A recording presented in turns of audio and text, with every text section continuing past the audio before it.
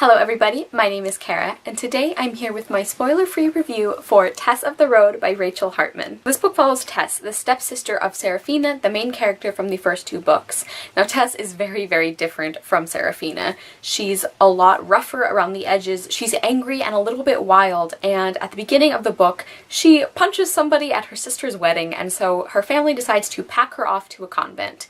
Tess decides that's not actually what she wants to do. She decides to go on an adventure to, she's not really sure where. She has a childhood friend by her side, and they're in search of peace and meaning and a magical creature that may or may not exist.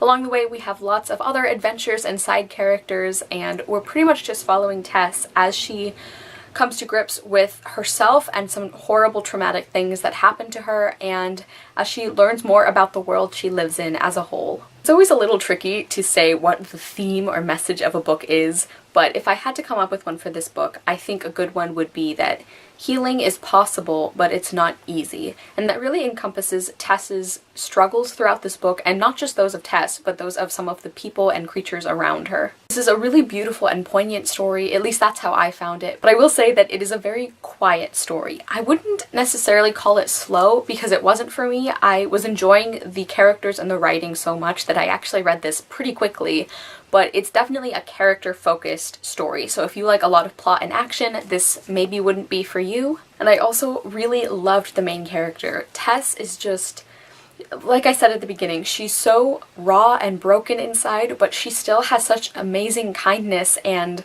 love and humor, and I just really loved following her. She's one of my new favorite protagonists, and pretty much whenever that happens, that's a good sign for a book, because I just love and admire Tess's strength so much. And she's grown up in an environment and surrounded by people who constantly belittle her, who treat her badly, who make her feel less than what she is. And she's the kind of character who I just wanted to take hold of and say, you are a good person. Don't listen to those people, Tess. You are smart and strong and important. Basically, I just had so many feelings about Tess and about her journey, and going along with that, I think the character growth of Tess is really fantastic and one of the high points of this book. You really see a gradual shift in how she views herself and how she views the world around her. And right from the beginning, she knows that there are some things that are not right about the society she lives in, like the way that women are treated, and especially the double standards between men and women. So she knows these things are wrong at the beginning, but we also very clearly see the internalized prejudice that she has because of growing up in this environment. So even though there is a part of her that recognizes how awful and ridiculous all of the sexism is, there's also a part of her that believes it, because that's how she's grown up and she's never really known anything else. And I thought that was a really powerful element of this book, was to see her go from that mindset to being such a strong and fulfilled character in her own right. And I also think that was a pretty realistic way to handle it, because if you grow up like that, it's not like somebody flicks a switch and you suddenly realize that what you've been taught is wrong. She's had inklings, but you really see her grow to kind of put all of the pieces together, and that was really beautiful and powerful for me. I also thought the other characters were really well developed. All of these side characters and sort of, I guess, side quests that Tess meets or goes on along the way were really enjoyable. Even the ones that you only see for one or two brief scenes, you feel like these characters are just as well developed as some of the more major players, because you get the sense that they do have lives that are going on in other parts of the story, which I really loved. I was actually really shocked at how emotionally invested I got in some of these side characters, ones that we hadn't met or hadn't known for very long, but were just really pulling at my heart, and I wanted to know what happened to them. A big plot element that I want to address is the travel aspect. It's called Tess of the Road, and as I kind of alluded to in my summary for this book, there's a lot of traveling. The majority of this book is basically a road trip. I know a lot of people tend to enjoy those, which is great. I really hate those in general. I find them really uninteresting and repetitive, and I don't gravitate towards books that are billed as kind of road trip stories. But I loved this one. I loved the element of travel. I loved getting to see and explore this fantasy world along with Tess. She goes to some other cities and even other countries, and it all fits in with the world building we got in Seraphina, while also getting explored deeper. I also personally find Rachel Hartman to be one of the most talented authors I have ever read. Her style of writing is just so brilliant, and I think what impresses me the most about her writing is that she can balance beautiful passages and descriptions with humor and great dialogue, and nothing ever feels disjointed or slow. Like I said, this is kind of a slower build or a quiet fantasy novel, but I never ever felt bored, and I also never felt like we were being held back by the description or by the world building of this novel. I also want to address some of the great feminist issues this book tackles. As I mentioned when I was praising Tess earlier, this book really handles the notion of internalized sexism and double standards between the ways that men and women are treated.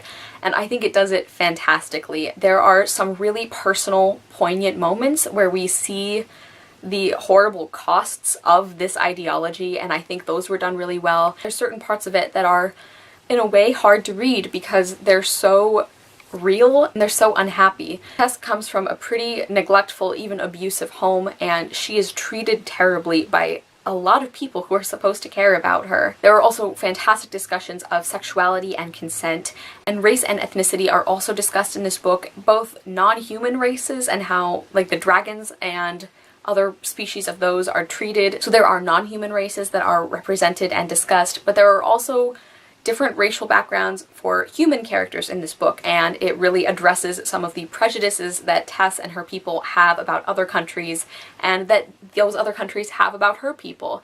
And I just feel like this book handles all of these social issues in a really good way because all of it is so well integrated into the story. I feel like Tess of the Road is a phenomenal example of the way that fantasy novels can be used to shine a light on our world's current issues. And going along with that, this is also a very diverse book in terms of the side characters and their race and species and sexuality, and I really enjoyed that aspect of the book. So there are actually only two very tiny things that I didn't absolutely love about this book, and these are both extremely subjective. The first one is actually related to the Seraphina duology. I feel like some of the characters that we see in this book, who are also present in Seraphina, are changed to the point where I don't like them anymore. And while I do think it's really interesting to see characters from a different protagonist perspective, I feel like in this case, all it really did was make me hate characters I used to love, and that did kind of throw me off a little bit because it felt like they were so different that that couldn't really just be explained by having a different protagonist, if that makes sense. And the other really small thing was related to some of the messages or themes of this book. I'm gonna be kind of vague because of spoilers, but I do think that there are one or two things that happen in this book where I disagree with the implications. I know that's very vague, but personally I just don't agree with one thing this book says, or like a conclusion it seems to draw relating to women and family life and sort of femininity as a whole. But again, I could be completely wrong. That could be an interpretation I was not supposed to have from this book, so take that with a grain of salt as well. Other than those two very minor things, I absolutely adored this book. I can see why it might not be everyone's cup of tea because of the pacing and everything, but it definitely was mine. I found it so fulfilling and emotional and powerful, well written. I just really, really enjoyed this book, and I highly recommend it if you enjoy slower burn fantasy stories or character-focused novels, or if you're just looking for a really great critique of sexism and racism in a fantasy world. I gave Tess of the Road 4.75 stars. Okay, you guys, so that is everything I have for this review. Comment down below and let me know how you felt about Tess of the Road if you've read it, or if you're planning on picking it up. Thank you guys so much for watching. I will see you soon with another video, and I hope you love the next book you read. Bye!